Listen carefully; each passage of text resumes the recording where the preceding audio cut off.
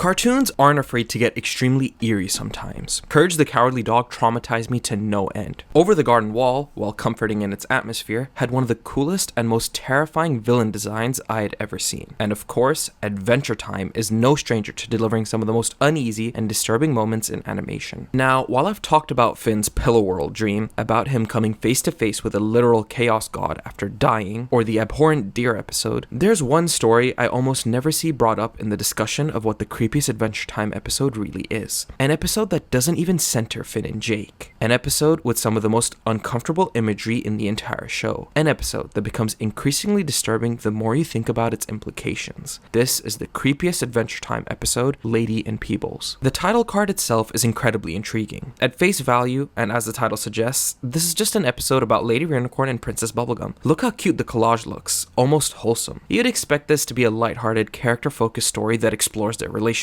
But wait a second, why is Jake's face scratched out? And wait, Finn's is scratched out too. And why are all these images laid out on what looks like a brain, with glimpses of these slimy, grotesque tentacles? If you were watching this when it originally aired, you probably wouldn't notice any of this. Hell, I didn't. The title card only flashes on screen for a few seconds anyways. But if you pause and really look at it, it becomes clear that this isn't just an episode about strengthening PB and Lady's bond. There's something deeply unsettling being hinted at from the very start. And the off-putting title card music only reinforces that feeling.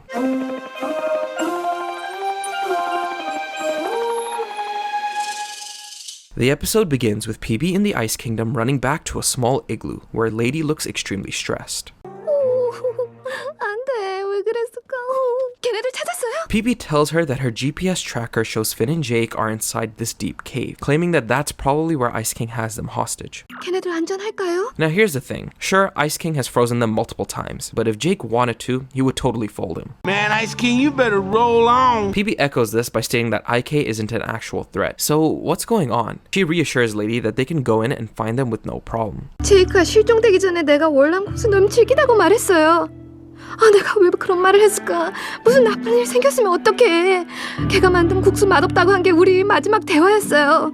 I also wanted to include a translation of Lady's dialogue in this episode, not just for myself, since I never understood what she was saying during the original run, but because actually understanding her makes the episode feel that much more intense. Poor Lady is already imagining the worst for Jake. But why now? Finn and Jake have faced threats like the Lich before. Why is her fear presented so differently this time? This not only makes more sense for the reveal at the end of the episode, but also because when PB records a holo message to herself, she reveals that it's been 3 weeks since Finn and Jake went missing while confronting the Ice King. She then also mentions she's planted a secret GPS on Finn, because of course she has, and that she's calculated every possible outcome of what's in this black ice cave. Tell me, PB. Do you guys know what hubris is? As we'll see, PB will live to regret those words. LR then tells her of a recurring nightmare she has. 맞아요. 내가 좀 걱정이 심한 편이죠. 전 반사른 시체들이 우리 집을 공격하는 악몽에 시달려요. 우리 삼촌, 모의 승모, 사촌들이 다 집에 있었어요. 아기가 위층에서 우는 소리까지 생생히 들린다니까요. 그러니까 우리 가족들을 지킬 수만 있다면 그 꿈꾸는 동안 얼마나 스트레스 받으면 이빨까지 무지하게 갈아요. 다음날 일어나면 이빨들이 금가했어요. 보통 전 그냥 그런 거 꾸미려니 내가 걱정을 사서 하지 하면 잊어버리려고 해요.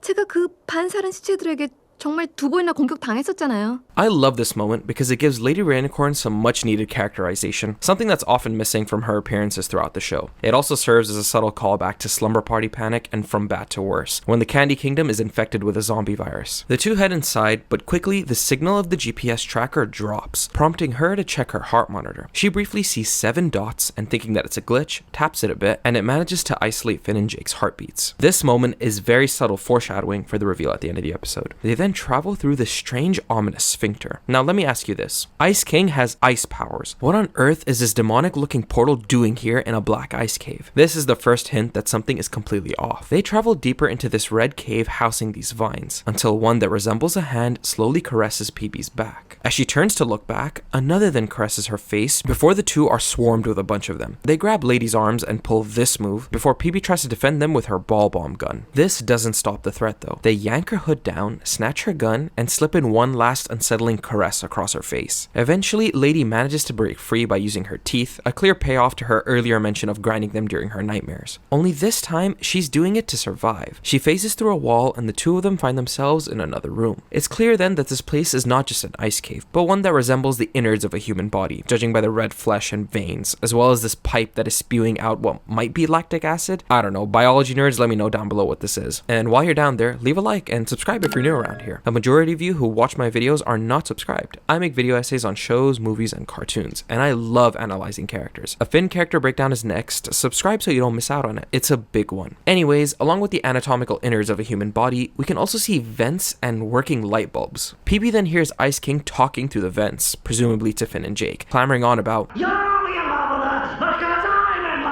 PB confirms this by seeing 3 heartbeats on the monitor. They enter the vents and choose to go right, but just then they hear a hissing coming from the left side, and out comes a giant ass tongue, nasty as fork. After narrowly escaping, LR says, 공주님 저 땀나게 만드시네요. and that's when they enter another chamber. 와, 이 방은 예쁜 새소리에 대한 내 사랑보다 더 크네. After flying in, it's revealed that those ghastly red orbs lining the walls are actually eyeballs. They begin firing lasers at them until one finally strikes Lady. The second that happens, the eyes suddenly stop, close themselves, and a doorway opens. I'll come back to why this might carry a deeper meaning later in the video. 걱정 마세요.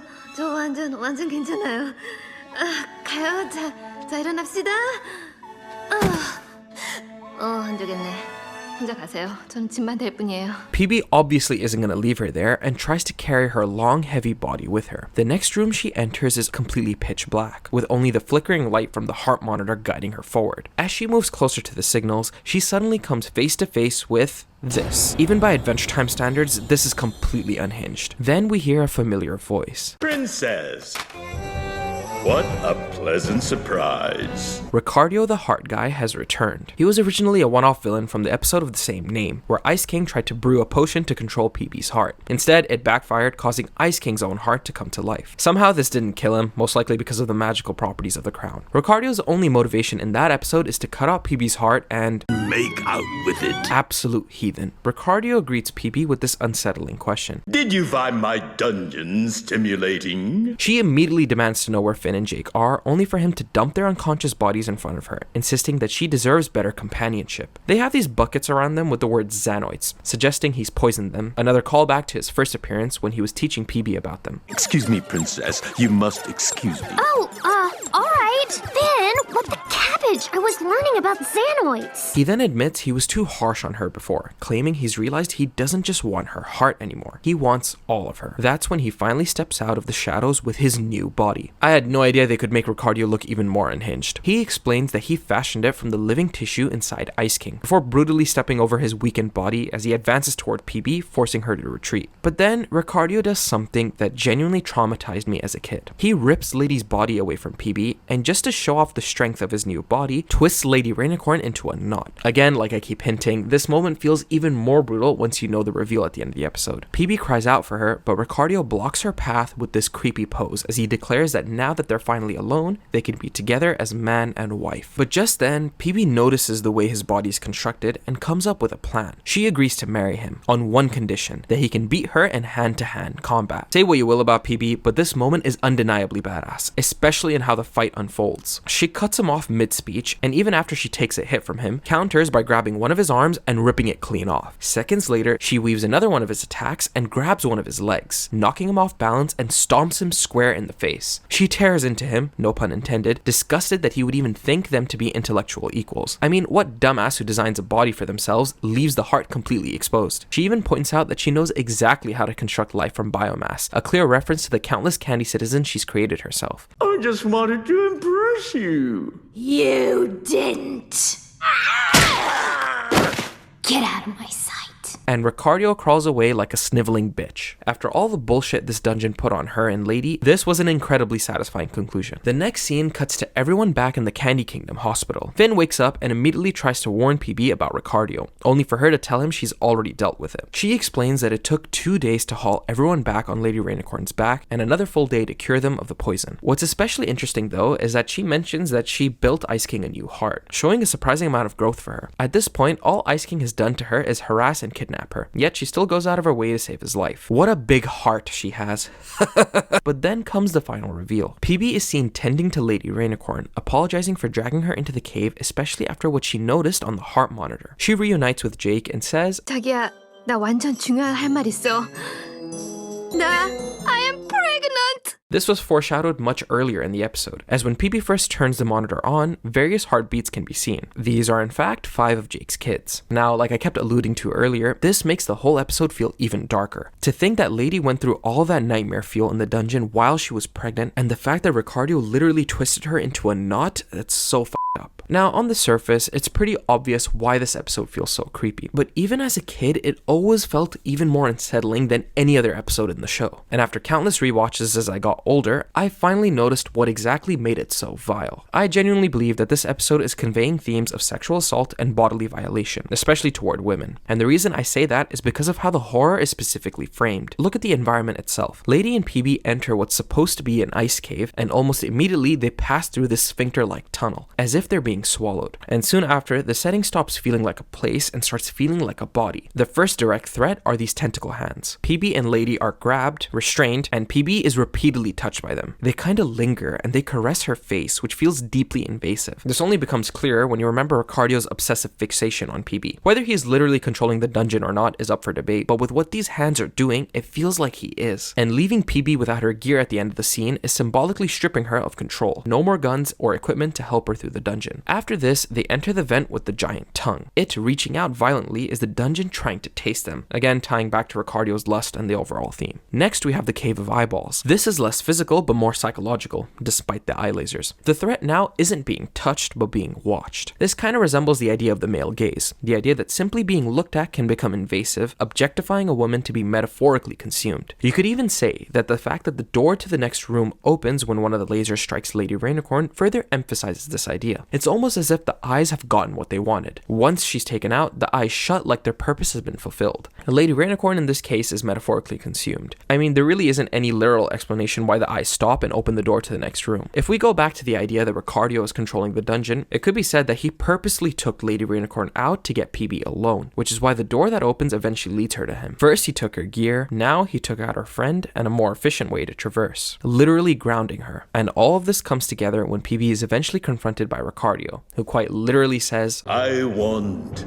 the full package. This is the episode that turned Ricardo from a one-off gag villain into someone genuinely terrifying. Not just because of how unsettling he looks, but again because of the way this episode frames his obsession and need for control. It's fitting that PB kicks his ass at the end. She refuses to be reduced to something he can possess, defeats him on her own terms, and still manages to drag all of her friends, including Ice King, back to the Candy Kingdom, even if it takes her 2 full days. After everything this dungeon represents, defeating Ricardo isn't just, yep, bad guy loses, good guy wins. It's PB reclaiming her agency after spending the entire episode having it stripped away. You know, I really wanted to mention this episode in my PB character breakdown. Go check that out if you haven't already, but I purposely omitted it because I knew it deserved a video of its own. Personally, I think most PB haters are often too harsh on her, because how can you not look at this episode and see her as nothing short of a total badass? The episode is made worse when you think about how Finn and Jake have gone missing for 3 weeks. This implies that during this time, Ricardo was meticulously crafting this dungeon and body, most likely torturing Ice King or even Finn and Jake while doing so. His bones broken and reassembled.